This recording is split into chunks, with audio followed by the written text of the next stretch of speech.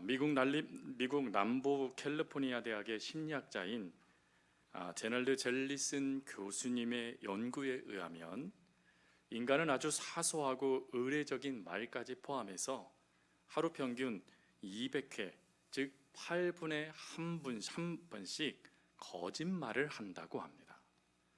그러나 이와 달리 네덜란드 암스테르담 대학의 연구 결과에 의하면 대부분 하루에 2번 거짓말을 한다고 하죠. 이 두 연구 결과의 횟수의 차이는 있지만 이 두 연구 결과의 공통점은 무엇이냐면 인간은 기본적으로 매일 거짓말을 하는 존재라는 것입니다. 그리고 이런 거짓말을 하게 될 때에는 두 가지의 상반된 관점이 존재한다라고 합니다. 그 첫 번째 관점은 사실이 아닌 것을 사실처럼 꾸며내는 말인 이 거짓말을 통하여서 기만적이고 또 처벌받아야 마땅한 악의적인 거짓말을 하는 경우가 나타난다는 것이죠. 이러한 악의적인 거짓말을 새빨간 거짓말이라고 부릅니다. 그러나 이와 반대되는 관점이 있는데 그것을 일명 선의의 거짓말이라고 말하는 말입니다. 이 선의의 거짓말을 통칭하여 하얀 거짓말이라고 합니다. 여러분, 하얀 거짓말은 남에게 해를 끼치지 않고 거짓말인 것을 알면서도 기분이 나쁘지 않은 거짓말을 말하는 것입니다. 이 하얀 거짓말은 특별히 사회적인 존재인 우리들에게 있어서 원만한 사회생활과 원만한 대인관계를 위하여 일상에서 쉽게 사용하는 것이죠. 예를 든다면 이런 것입니다. 어느 날 성도님이 머리를 예쁘게 미용실에 가셔서, 요즘에 미용실 그러면 옛말이라도 헤어샵에 가셔서 아주 예쁘게 머리를 만지셨어요. 그리고 교회에 딱 나와서 머리를 자꾸 움직이시는 거예요. 나 뭐 달라지는 거 없어? 그럼 딱 봤을 때 헤어스타일이 달라진 거예요. 근데 그게 내 스타일은 아니에요.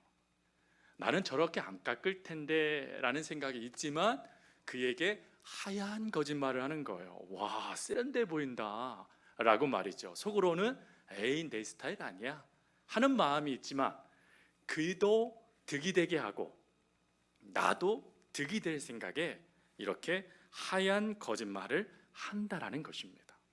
근데 이런 하얀 거짓말에는 주의해야 될 문제점이 두 가지가 있다라고 합니다. 그 두 가지 문제점을 영국 런던 대학의 심리학과의 교수님이신 텔리 샤봇 교수님은 이렇게 얘기를 했습니다.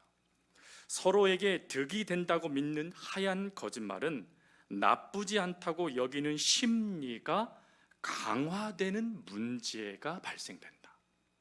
즉 거짓말인데 이 거짓말은 반드시 꾸며낸 말이고 거짓된 말임에도 불구하고 에이, 괜찮아 하는 생각을 품어서 그 생각 속에 이 하얀 거짓말을 더 강화시킨다라는 것입니다. 그래서 이 교수님은 뭐라고 표현하냐면 하얀 거짓말은 또 다른 가면을 쓰게 만드는 문제를 발생시킨다 라고 이야기합니다. 즉 거짓말인데도 불구하고 좋은 게 좋은 거지 뭐 라고 하며 그 가면을 쓰면서 실제적인 것은 숨긴 채 좋은 말만 해버리는 모습이 등장한다는 것이죠. 또 이것뿐만 아니라 하얀 거짓말의 두 번째 문제는 그 행위가 올바른지 그른지를 알 수 있는 동기와 상황, 결과를 너무 쉽게 간과해 버린다는 것입니다. 즉 그 사람의 동기, 그 사람이 왜 그렇게 말할 수 있었는가 하는 그 상황, 그리고 그 결과를 쉽게 간과해 버리고 조금 전에 말씀드린 대로 좋은 게 좋은 거야 해버린다라는 것이에요. 근데 이것이 궁극적으로는 관계를 깨뜨려 버리고 더 나아가서는 그리스도인들에게 있어서 하나님을 놓쳐버리게 만드는 결정적인 계기가 된다는 것입니다. 여러분, 이러한 주의점, 하얀 거짓말의 주의점이 바로 오늘 본문에 나와 있는 아나니아와 삽비라 부부에게 나타나는 문제입니다.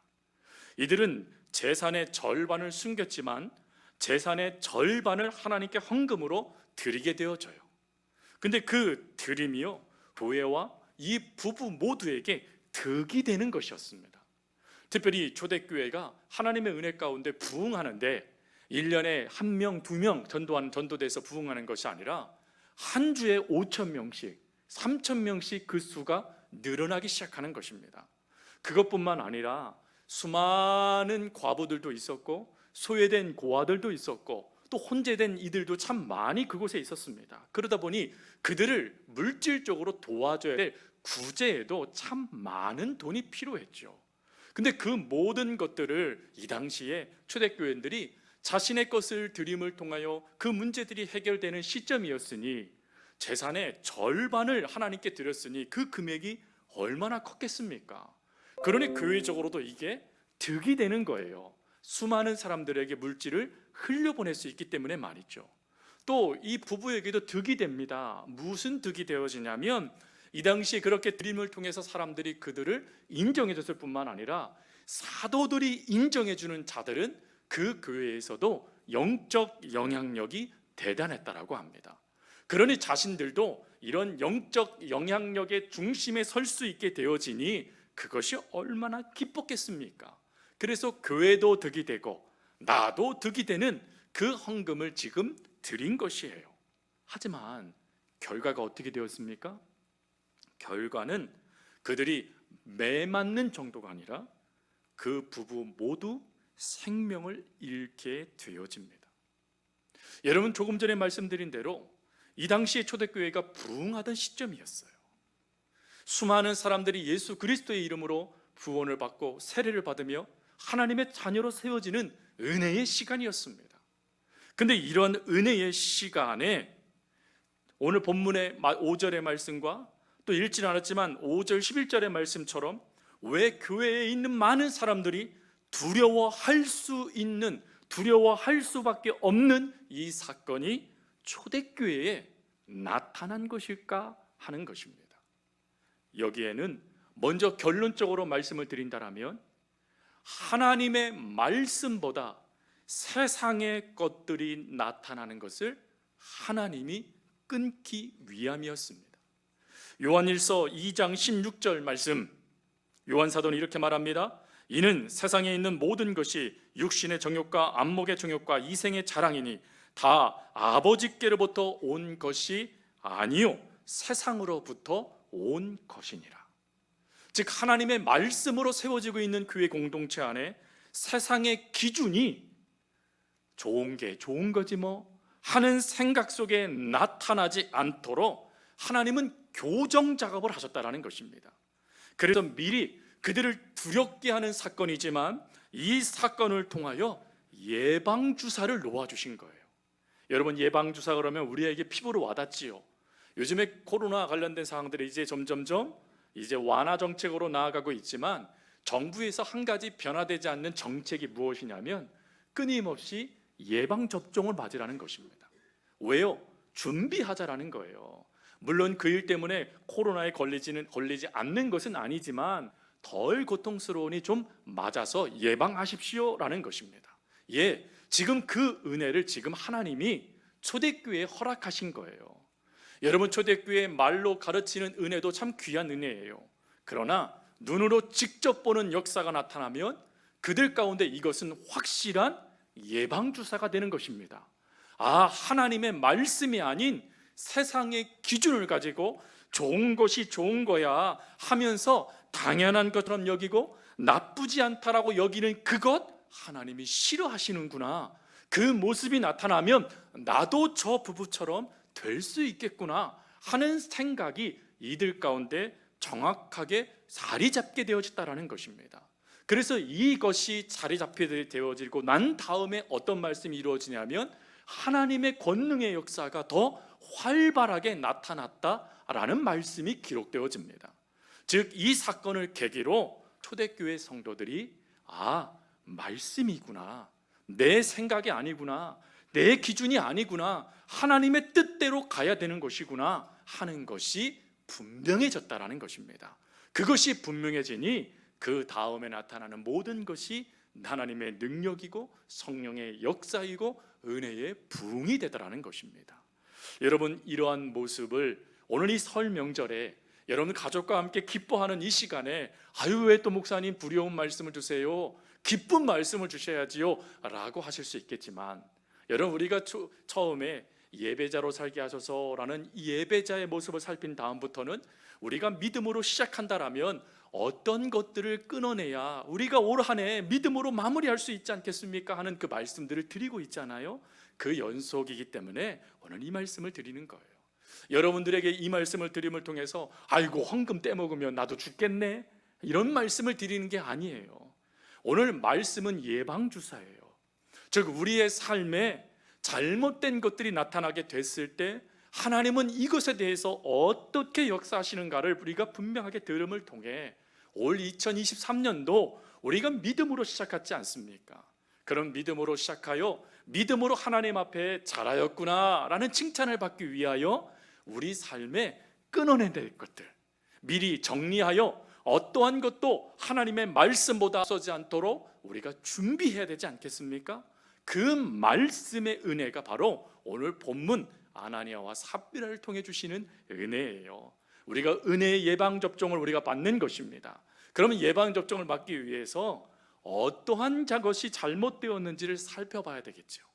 즉, 무엇이 문제인지를 우리가 정확하게 인지해야 이러한 모습들 끊어내야 되는 것이구나, 하나님이 이거 원치 않으시는 것이구나 하는 것이 분명하게 세워질 것이고, 그래야 그런 실수 범하지 않고 건강하게 영적인 상황 가운데 은혜를 누리며 올 한 해 하나님의 역사를 경험하는 삶이 되지 않겠습니까? 그러기 위하여 아나니아와 삽비라 부부의 잘못된 점, 그들이 하나님의 징계를 받은 두 이유를 함께 살피길 원합니다. 첫 번째 이유는 본능을 방치했기 때문입니다. 여러분, 인간에게는 하나님이 주신 본능이 있습니다. 이 본능이라는 이 한자를 그대로 직역을 하면 스스로 지닌 능력이라는 것이죠.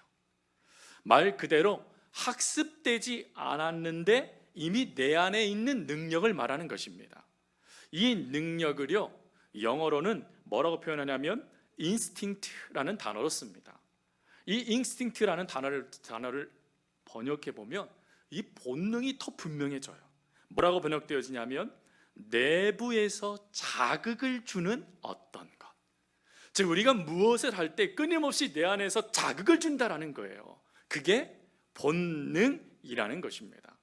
그래서 이 본능이라는 이 내부 자극을 또 뭐라고 심리학자들은 이야기하냐면 욕구라고 이야기합니다. 즉, 본능은 있고 하면 욕구가 되어진다는 거예요. 즉, 우리가 삶을 살아갈 때 끊임없이 내가 무엇인가를 갖고 싶어하는 그 욕심이 끊임없이 우리의 내부를 자극을 하여 삶을 결정시켜 버린다는 것입니다. 근데 이러한 본능의 문제가 여러분, 다양한 욕구로 발생되게 되어지면 안타깝게도 하나님이 아닌 다른 필요에 반응하게 된다는 것이에요. 오늘 그것이 바로 아나니아와 삽비라 부부의 모습이에요. 이들에게는 욕구가 발동되어집니다. 그 욕구가 크게 두 가지로 나타나는데, 하나는 돈에 대한 욕구이고 두 번째로는 명예에 대한 욕구입니다. 그러니 이걸 조금 더 다시 설명하면 소유욕과 명예욕이 지금 이들에게 나타나요. 그 삶을 지금 어떻게 하신 거죠? 자극을 주고 있는 거예요. 그러면 먼저 왜 이들이 명예욕에 지금 이렇게 발동되는 그 본능을 그대로 방치했을까요? 여기에는 조금 말씀드린다면 한 사람 때문에 나타난 문제였어요. 사실은 문제라기보다는 영적 도전이었는데 그 영적인 도전을 잘못된 명예욕으로 바꿔버린 문제였죠. 이 당시에 많은 사람들뿐만 아니라 사도들이 인정해 주었던 인물이 있습니다. 바로 바나바라는 사람이에요. 바나바는 우리가 잘 알고 있듯이 사도 바울을 초대교회 성도들, 사도들에게 소개해 준 인물입니다. 이 바나바를 향하여 사도행전 11장 24절은 뭐라고 얘기하냐면 그는 착한 사람이요 성령과 믿음이 충만한 자라 큰 무리를 주께 더하더라. 즉 많은 사람들을 하나님께로 이끄는 아주 인품이 있고 또 하나님의 사랑도 받으며 많은 사람들을 온전하게 이끌어주는 위대한 사람이었다라는 것입니다. 근데 이런 위대한 사람이 어느 날 복음을 듣게 되어져요. 하나님의 말씀을 듣고 그 삶을 결단하면서 어떠한 조치를 그의 삶에 나타내냐면 사도행전 4장 37절 말씀을 보니까 그가 밭이 있음에 팔아 그 값을 가지고 사도들 앞에 둠이라 라고 기록되어져요. 즉 자신의 재산을 하나님의 은혜를 받게 되어지니 아낌없이 내어줄 수 있는 삶의 변화, 삶의 목적이 달라진 인물이 되어졌다라는 것입니다. 그래서 원래대로 그의 이름이 바나바가 아니라 원래 그는 구브로 출신의 요셉이었어요. 근데 그 변화된 삶이 얼마나 사도들을 감동시켰던지 사도들이요 위로의 전문가, 행복을 주는 사람이라는 이름인 바나바로 바꾸어 준 것입니다. 그러니 그의 이름이 이렇게 바뀌어진 그 모습을 보니요 초대교회 성도들 안에 이 영적 영향력이 얼마나 많이 미쳤겠습니까? 그래서 많은 사람들이 나도 저 바나바처럼 살았으면 좋겠다, 나도 저 사람처럼 존경받았으면 좋겠다라는 영적인 도전을 줄 수 있는 은혜가 생겨난 것이에요. 근데 여러분, 이런 영적인 은혜에 짝퉁 은혜가 나타납니다. 그 짝퉁 파장을 일으킨 자가 바로 아나니아와 삽비라 부부였어요. 이들은 적 파장을 받는 것에 대해서 역사하는 그것을 자기 파장을 일으키는 것으로 바꾸어 버립니다. 즉 영적인 하나님의 은혜에 대한 역사를 자신의 이름을 내고 자신을 드러내는 것으로 왜곡시키는 파장을 내고 있는 것입니다. 이러한 잘못된 파장을 조금 전에 살핀 대로 얘기하면 하얀 거짓말의 파장을 일으키고 있는 거예요. 여러분, 하얀 거짓말의 주의점이 뭐라고 말씀드렸죠? 서로 득이 되니 괜찮다라는 거예요. 여러분, 이 파장이 얼마나 무서운 파장입니까? 이 파장을 하나님을 속이는 거라고 사도 베드로는 이야기했다라는 것이에요. 아니라는 것입니다. 내 생각이 아무리 옳아도 하나님의 뜻이 아니면 아닌 것인 거죠. 그런데 내가 이렇게 했으니 교회도 득이고 나도 득이니 서로 윈윈, 괜찮은 것 아니겠습니까? 아니라는 것입니다. 왜 이런 모습이 나타났다고요? 인정받고 싶은 명예, 욕에 사로잡혀서 사람들에게 박수를 받고 싶은 모습이 그에게 나타났던 것이에요. 근데 결과는요, 하나님께 버림받게 되어진 것이죠. 여러분, 이러한 모습이 신약 성경에 나와 있는 바리새인들과 서기관들의 모습이기도 합니다. 바리새인들과 서기관들은 하나님의 말씀을 말씀대로 이끌며 살아갔던 사람들이었어요. 그래서 보수주의자들이라는 평가를 받았고 경건주의자들이라는 말을 들었어요. 즉 하나님의 말씀을 말씀대로 지켰고 그리고 경건에 하나님의 은혜의 삶을 살고자 애썼던 인물들이었는데 그들 속에 명예욕이 들어가 버려요. 명예욕이 들어가 버리니까 하나님을 향한 믿음을 잃어버리게 됐네요. 믿음을 잃어버리게 되어지니까 예수님은 그들을 향하여 뭐라고 표현합니까? 회칠한 무덤이다 라고 말씀하셨다라는 거예요. 이러한 모습이요 지금 이 부부에게 나타난 거예요. 또 소유욕은 어떻습니까? 성경 말씀에 보면 이 소유욕 때문에 나타나는 문제들이 너무 많이 기록되어져요. 우리가 너무나 잘 알고 있는 야곱은 어떻습니까? 장자의 소유권, 장자권에 대한 소유욕을 품다가 형 에서에게 뭐라고 말하냐면 서로 득이 되니 나쁠 것이 없다라고 하며 팥죽 한 그릇에 그것을 물물 교환하자라고 이야기해버려요. 결과는 어떻습니까? 가정 파탄이 일어나고 말았죠. 또 다윗은 어떻습니까? 자신 속에 있는 정욕의 그 소유욕을 그대로 방치해버린 결과 충신의 가정, 제사장의 가정을 무너뜨려버리는 안타까운 역사가 나타나고 말아요. 또 아간이라는 사람은 어떻습니까? 물질에 대한 소유욕을 포기하지 못하니까 공동체가 깨어지는 무서움이 나타나고 말았다라는 것입니다. 여러분, 그런데 문제는 이러한 소유욕과 명예욕이요 단지 성경에서만 찾아볼 수 있는 모습이 아니라 우리에게도 나타날 수 있는 모습이 될 수 있다는 거예요. 그래서 사도 베드로와 야고보의 형제인 유다는 그의 말씀에서 이런 얘기를 했어요. 본능으로 멸망한다. 즉 본능을 우리가 끊임없이 붙잡게 되면 안타깝게도 멸망당할 수밖에 없는 삶의 모습이 나타난다는 것이에요. 성도 여러분, 그래서 우리는 기억하셔야 돼요. 우리가 본능을 따라가게 되어지면 우리는 하나님의 명령을 거역하게 되어져요. 우리는 본능을 따라가다 보면 그것이 여러분들의 인생을 복된 길로 이끄는 것이 아니라 여러분들의 길을 거짓된 길로 이끌어가 버린다라는 것입니다. 그러니 성도 여러분, 올 한 해 여러분과 제 안에 나타날 수밖에 없는 본능, 이거 무시하지 마시고 이런 본능들이 여러분들에게 발동되지 못하도록 끊임없이 말씀의 예방주사를 맞으세요. 그럼에도 불구하고 본능이 발동되셨습니까? 그러면 그 발동된 그것을 중단하고 즉시 하나님께 나오세요. 그리고 그 본능의 그 모습을 하나님 끊어달라고, 내 삶에서 이것들을 제거해달라고 하나님께 기도하며 그 삶을 맡기십시오.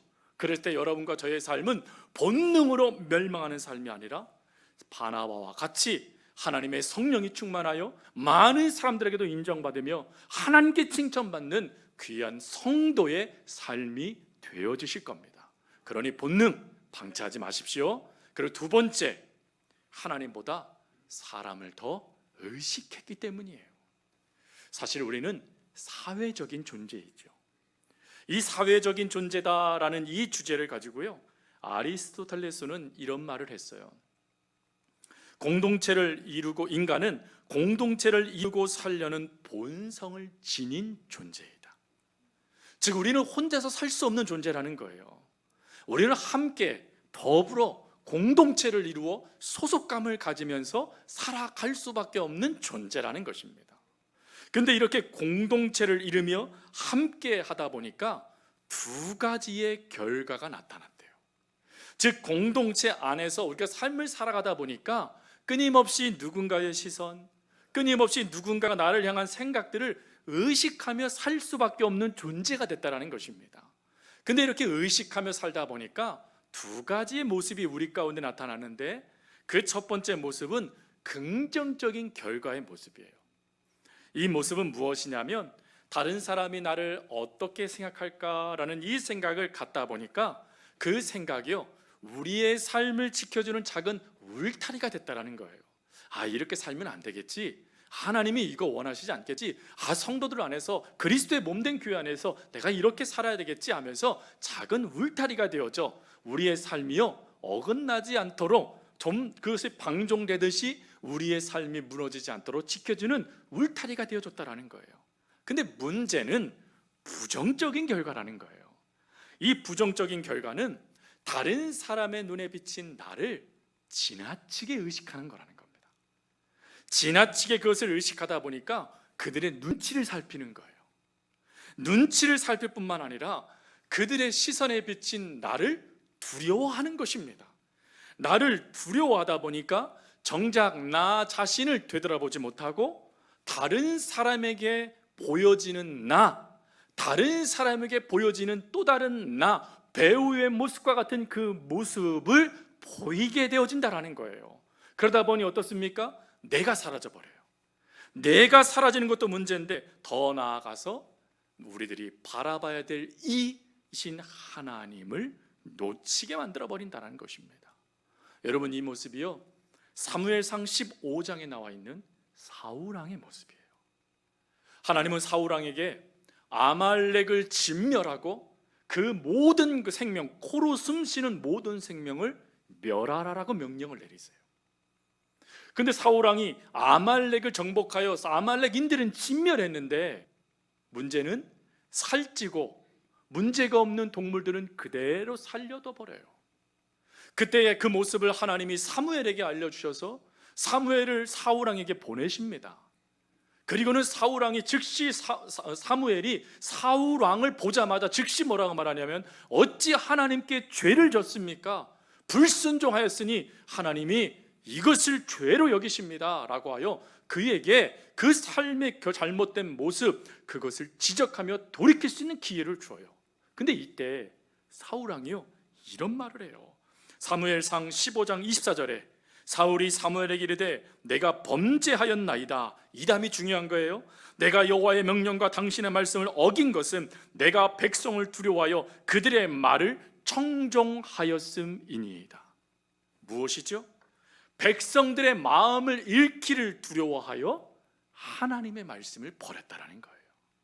성도 여러분, 우리가 사회적인 존재가 맞아요. 하나님 우리를 공동체 안에, 교회 안에 우리를 이끄셔서 함께 더불어 주의 말씀을 지키며 살아갈 수 있도록 역사해 주셨어요. 근데 우리가 그 역사하시는 그 은혜를 바라볼 때 자칫 잘못하면 시선을 사람에게 빼앗겨버리면 하나님을 놓쳐버리는 잘못된 신앙임에도 불구하고 뭐가 문제예요? 라고 말하는 이런 엉뚱한 고백을 우리도 할 수 있다는 것입니다. 사울 왕뿐일까요? 조금 전에 말씀드렸던 신약 성경에 신약 성경에 나타난 바리새인들과 서기관들도 마찬가지잖아요. 그들도 하나님께 보이는 신앙을 놓쳐버리고 사람에게 보이는 신앙의 모든 걸 집중해요. 그 모습을 안타까워하시며 주님은 마태복음 23장 28절에 이렇게 말을 해요. 너희도 겉으로는 사람에게 보이려 옳게 보이되 안으로는 외식과 불법이 가득하도다. 겉으로 보이는 것이 아무리 좋아 보여도, 사람들에게 아무리 옳게 보이려고 애를 써도 하나님을 놓쳐버렸다라면 그것은 죄일 뿐이다 라고 말씀하신 거예요. 그래서 주님은 이러한 모습이 우리 가운데 나타나지 않도록 마태복음 6장 1절에 이런 말씀을 하셨어요. 사람에게 보이려고 그들 앞에서 너희 의를 행하지 않도록 주의하라. 그리하지 아니하면 하늘에 계신 너희 아버지께 상을 받지 못하느니라. 성도 여러분, 사회적인 존재이기 때문에 사람들은 늘 의식하지 않을 수는 없지만 그들에게 보이려고 행동하지 말아라라는 것입니다. 우리가 의식하며 삶을 결단하고 행하는 모든 것의 기준, 초점은 오직 하나님 한 분이세요. 그 하나님 한 분을 바라보며 살아가야 된다는 것입니다. 여러분, 이 모습을 실제로 보여줬던 인물이 나오지요. 창세기 39장에 나와 있는 요셉입니다. 여러분, 요셉은 보디발의 아내가 유혹을 해와요. 그때 그의 마음의 시선을 따라 움직였으면 물론 아내를 통하여 그가 끊임없이 사랑도 받았을 거고 또 자신의 정욕도 채웠을 거고 더 나아가서요, 그곳에 있는 많은 사람들이 부러워할 수 있을 정도로 자신의 권력을 쟁취할 수 있을 거라 생각도 가졌을 겁니다. 근데 그때에 요셉이 뭐라고 말을 합니까? 39장 9절 말씀, 내가 어찌 이 큰 악을 행하여 하나님께 죄를 지을 수 있습니까? 그 순간에 그는 하나님을 의식했다라는 거예요.